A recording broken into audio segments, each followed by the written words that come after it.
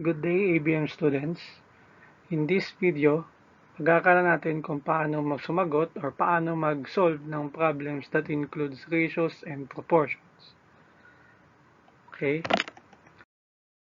So first, let's have this example. Pero bago pala yon, before solving any problems, the first thing that we have to do is to understand first or intindihin muna natin yung pinaka-problem. Ano ba yung hinihingi sa atin exactly doon sa problem na meron tayo. Okay? So, hindi lang naman natin yan ginagawa or hindi lang yan dapat gawin kapag solving mathematical problems or business math problems, but also in reality, in real life, we do that too. Okay? We should do that too. So, before dealing with any problem, we must first analyze and think about it. Ano ba talaga yung hinihingi? Ano ba talaga yung problema? Okay? So, let's read this first. Apple has recently released its newest iPhone 12 globally. In USA, price tag starts at $799 for 128 gig version of the iPhone. The current exchange rate of US dollars to Philippine pesos is 1 US dollar is equals to 48.83 pesos. If Maria will buy an iPhone in USA and let it be shipped to the Philippines, she must pay an additional shipping fee worth 7,500 pesos. Now, how much does Maria have to pay for the iPhone 12? Okay. Again, we have to internalize it first. Dapat nating intindihin. Okay? So, ano ba yung hinahanap sa atin? What is asked specifically in this problem? Ito po. Hinahanap sa atin ay ito. Magkano daw or how much does Maria have to pay for the iPhone 12? Okay? Ano ang magiging basis natin in order to answer this question or in order to suffice the answer to this one? So, isa-isahin natin. In this problem, we will be having two amounts, two prices. Ano-ano yon? First, meron daw tayong price for iPhone. Gamitin natin ang ibang kulay. Meron daw tayo ng price for the iPhone which is $799. Ayan. That is the base price nung phone na gusto ni Maria. Another thing is that meron tayong shipping fee worth 7,500 pesos. Yan. Para saan itong shipping fee? Since the iPhone are being manufactured in USA and Maria is living here in the Philippines, in order for her to have the iPhone in her hands, kailangan yung ipaship from USA to Philippines. So that the cost of that shipping will be 7,500 pesos. Okay? So kailan natin to i-add? Or saan natin gagamitin tong shipping fee? I-add natin ito doon sa total amount ng iPhone 12 na gusto ni Maria. Okay? So, paano magiging itsura ng ating sagot? So, magiging parang price of the iPhone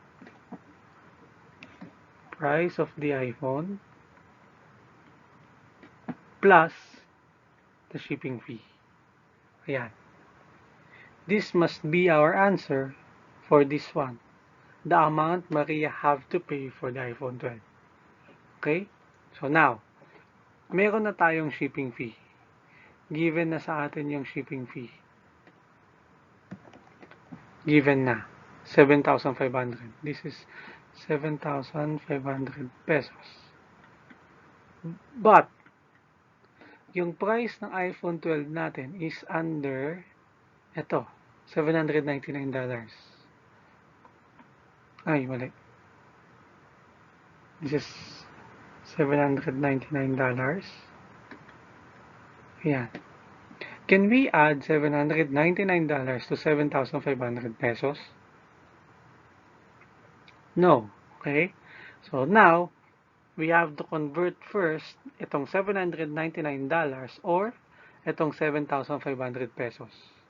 Depende. Hindi naman kasi hiningi sa atin sa problem if the amount Maria has to pay in pesos or the amount Maria has to pay in dollars.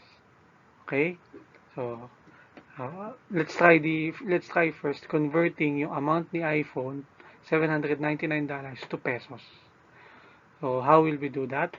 Using proportions. Gamit tayo na ibang kulay. Using proportions. So, ang sabi sa atin, meron daw tayong exchange rate of 48, that is 48.83 pesos is to 1 US dollars. Okay, ito daw yung exchange rate natin as stated here in our problem. Exchange rate is USD, 1 USD is to 48.83 pesos. Okay. So how will we convert 799 US dollars to pesos using this one?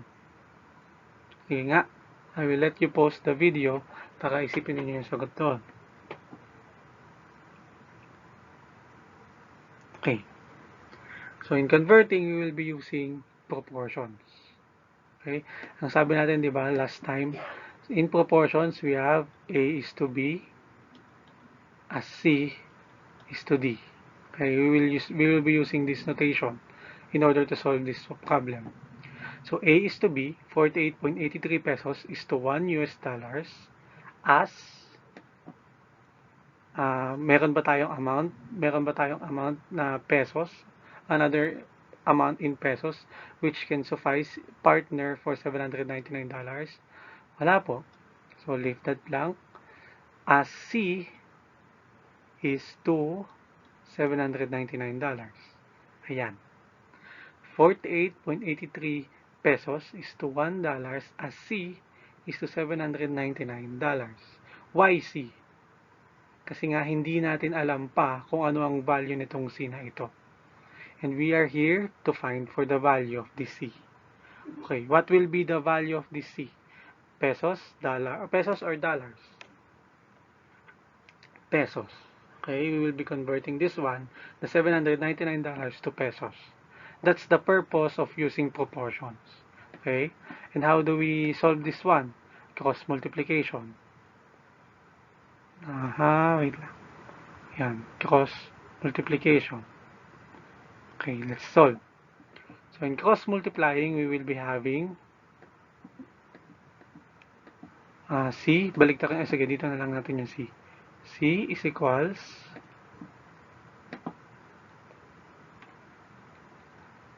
wait lang. Let's try to erase that muna. C is 48.83 pesos multiplied by, since we are cross multiplying, $799 all over $1. Okay. So, anong mga pwede natin i-cancel out dito? Pwede natin i-cancel out yung dalawang dollar sign. Ulit. Pwede tayong mag-cancel out ng dalawang dollar sign. Cancel out, cancel out. Ang matitira sa atin ay peso sign na lang. So, C, in solving this one, pwede na natin i-solve. C is equals to ilan?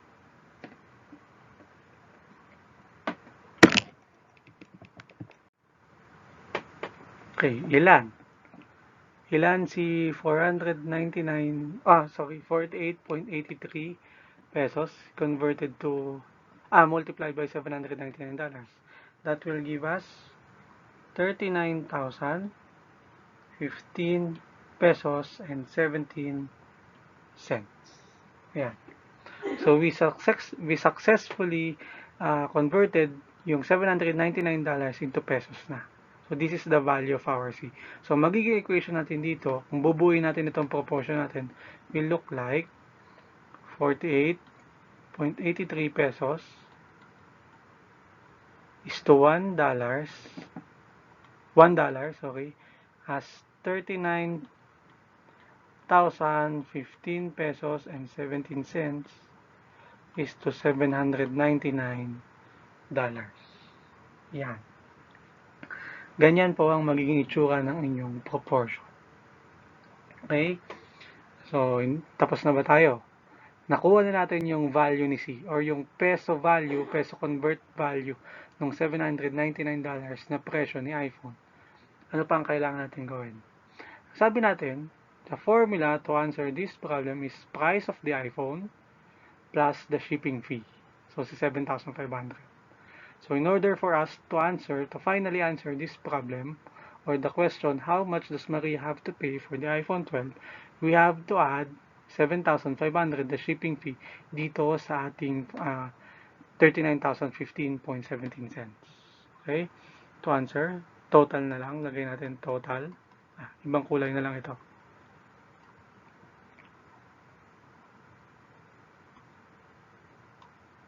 So, total is 39,015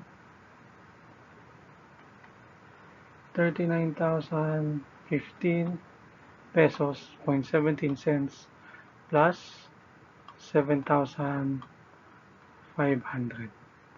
So, ilan ito, class?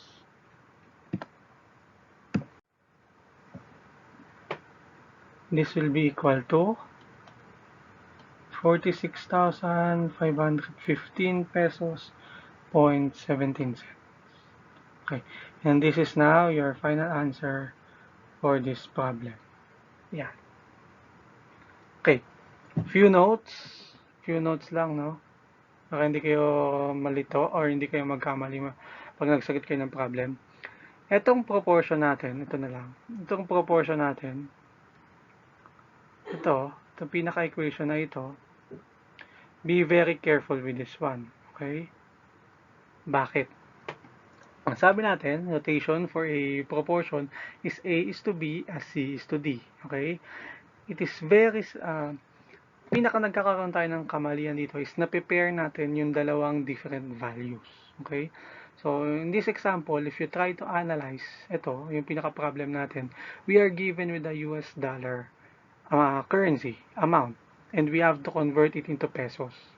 So, hindi pwede na ang gawin natin ang magka-partner is, sabi natin, ang gawin yung magka-partner is si $1 is to $799 as to 48.83 pesos is to D.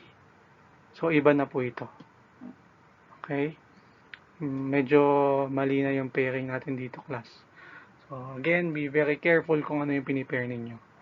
Ito naman, yung pairing, may makukuha na naman yan once you fully analyze yung pinaka-problem. Kaya nga, sabi natin nung una, pinaka-disclaimer natin is that before answering any problem, we must first analyze it. Tignan natin yung mga given. Tignan natin kung ano ba yung hinihingi or what is asked. Okay? So, let's proceed. Another example. This one. SpaceX Incorporated, a US-based space manufacturing company, has recently manufactured Falcon 9 rocket to bring astronauts to the International Space Station. The total mileage from the Earth to the ISS is 2 million miles. For every 100,000 miles, the rocket burns 100 tons of jet fuel. 100 tons of jet fuel is worth $5 million. How much is the amount needed to fly the rocket to the ISS and back to Earth? Again, first step that we have to do is to analyze the problem. So, ano ang hinihingi sa atin dito? Isa-isay natin. We are being asked of the amount needed to fly the rocket to the ISS and back to Earth. Okay? So, kunwari, ito si ISS, ito si Earth. Gawin natin green. So, kunwari, ito si Earth. Ito si Earth. And this is ISS. So, ang sabi dito, magkano daw yung amount na kailanganin to travel, to fly a rocket to ISS, and back to Earth. So, balikan. Okay? First, we have to go or fly the rocket to ISS. Then second, pabalik naman siya. Magkano daw yung pinakakailangan ng amount? Okay, let's break down. Ano na ba yung mga given sa atin sa problem na ito? Sabi dito, the total mileage or when we say mileage, it refers to distance. The distance from Earth to ISS is 2 million miles. Ayan. Ano pang given? In every 100,000 miles, the rocket burns 100 tons of jet fuel. Kada 100,000 miles daw, nagko-consume yung rocket ng 100 tons ng jet fuel. Okay? And the 100 tons of jet fuel is worth 5 million US dollars.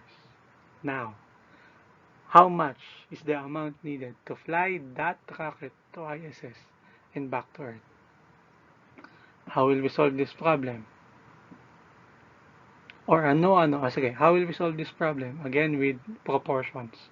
Sabi natin, A is to B as C is to D. Okay? So, what do you think are the values of our A, our B, our C, our D? Ano-ano yung mga pairings na meron tayo dito? Okay, post nyo, then I'll let you think about it.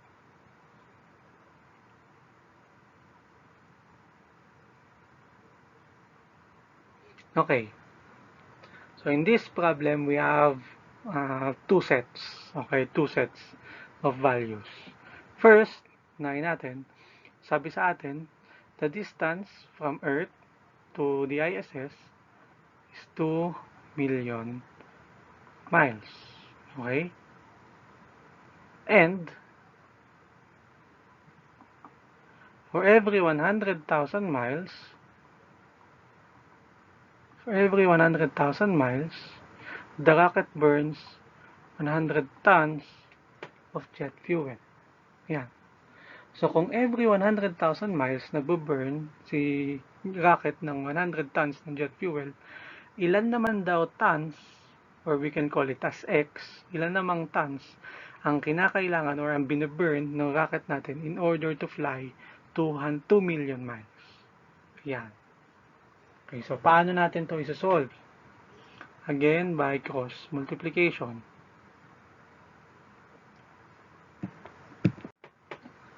Okay. So, paano natin to isa-solve?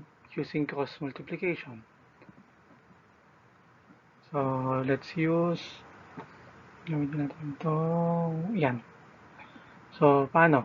Cross multiplication. So, we will be having, teka lang, medyo naglala ko yung ating trackpad. So, we will be having x multiplied, since we cross this one, x multiplied by 100,000 miles is equals to, cross multiply, 100 tons multiplied by 2 million miles. Yan. Okay? So, kailangan natin mahanap is si x. Ito. Bigyan natin x sub 1. Sige, x sub 1. So, kailangan natin mahanap is si x sub 1, which is the amount of, or the total number of tons needed to fly 2 million miles. Okay? So, if we have to divide it by 100,000 miles. Bakit natin siya kailangan i-divide? In order to cancel this out, and maiwan na lang si x sub 1. Okay, so di-divide natin to by 100,000 miles. So, anong mga cancel out? Cancel out si miles. Maiwan is ito. So, find the answer or calculate the answer for this one. We will be left with 2,000 tons. And this is now our x sub 1. Okay, so ano ulit si x sub 1? The number of tons it requires to fly 2 million miles. Ano yung 2 million miles? Ito yon. Papunta ng ISS from Earth. That is 2 million miles. So, ang nire-require niyan, that is 2,000 tons. Okay? papunta pa lang 2,000 tons. Ang hinihingi sa atin now, this time, nakuha na natin yung papunta. Hinihingi sa atin back and forth. Wait, mayroon pa pala tayong hindi nagawa. So 2,000 tons ito. Yan. Tinatanong din pala, how much? Tinatanong is yung amount. So meron tayong 5 million US dollars for a price of 100 tons. Okay? 100 tons ng jet fuel, meron tayong 100 tons ng jet fuel, nagkakahalaga 5 million dollars. Okay? So, again, sige, sulat natin yan. So, ang sabi daw, 100 tons of jet fuel is amounting to 5 million dollars. Yan. So, 100 tons is to 5 million dollars as, nakuha natin yung sagot, 2,000 tons. 2,000 tons is to X sub 2. Ano si X sub 2? This time, X sub 2 represents the amount needed or the amount or cost of 2,000 tons. Yan. Saan galing si 2,000 tons? Ulit. This is the number of tons required to fly this distance. The 2 million miles from Earth to ISS. Okay? This time, nakuha natin yung amount ng tons. Kunin naman natin, magkano siya? Yung 2,000 tons. Okay? Again, cross multiply. So, cross multiply. Yan. So, gamit tayo ibang kulay. So, that will be X sub 2 multiplied by 100 tons is equals to 2,000 tons times 5 million dollars. Yan. So, we have, ang kailangan natin is X sub 2 or the amount of the 2,000 tons. So, we will be dividing both sides by 100 tons para ma-cancel out ito. So, divide by 100 tons and then this one will be divided by 100 tons. So, cancel out. We can now have the value of our X sub 2. So, calculate. Ilan ang magiging sagot natin? Ano ang maka-cancel out muna natin? Maka-cancel out si tons. Tons din ito. So, we will be left with the sign US dollars. Ayan. So, magkano? Magkano yung magiging cost of that 2,000 tons in order to fly from Earth to ISS? That will be 100 million dollars. Ayan. So, 100 million dollars. Ano ito? Ay, sorry. Ulit. Bukayin natin yung line. So, ano ito? Si 100 million dollars. Okay, again. Na-calculate na natin yung distance from Earth to ISS. That is 2 million miles. Okay? And then we've also calculated the amount in order to fly that distance, amount of tons or gaano karaming tons ng jet fuel, which is 2,000 tons. Okay? This time, itong 100 million dollars na ito, that's 100 million dollars, ayan naman daw yung cost nitong 2,000 tons ng jet fuel. Okay? Ayan yung halaga nitong 2,000 tons na ito ng jet fuel. Okay? So, nakuha natin yung sagot dyan. But, may isa pang tinatanong sa atin. How much is the amount needed to fly the rocket to the ISS and back to Earth? So, if this is, itong distance na ito, this requires 2,000 tons na nagkakahalaga ng 100 million dollars, magkano kaya yung pabalik? Or paano natin kukunin yung distance pabalik ng Earth? Okay, paano? Simple lang. Okay, no? So, alam ko na naisip na ninyo. So, kung ito ang distance, kung ito ang halaga, flying, going to the ISS, kung itong 100 million dollars ang halaga going to ISS, so yung pabalik, ibig sabihin, ita times 2 lang natin ito. So, total amount. Sabihin na lang natin total. That is x sub 2 or this one. Sige, ibayin natin ang kulay. That will be, iba tayong kulay ito. X sub 2, which is x sub 2 natin is 100 million times 2. Bakit times 2? Kung isang beses ay papunta, yung isang beses natin ay papunta, yung pangalawang beses ay pabalik. So, i-multiply natin na siya ng 2. So, our final answer will be $200 million. Yan. And that is now your final answer for this problem. Okay? So, are there any questions? If you have any questions, you can reach me out. Message me sa Facebook class. And, or pwede kayong sa GC or sa PM na lang. Pwede naman. Okay? So, I hope this solves or this gives you clarity about our lesson. And that's it. Okay? So, my apologies if medyo pangit yung sulat ko. So, I'm just sisimula pa lang matuto with this digital pen. So, please bear with my handwriting or digital handwriting. And I hope you learn something from this video. Thank you.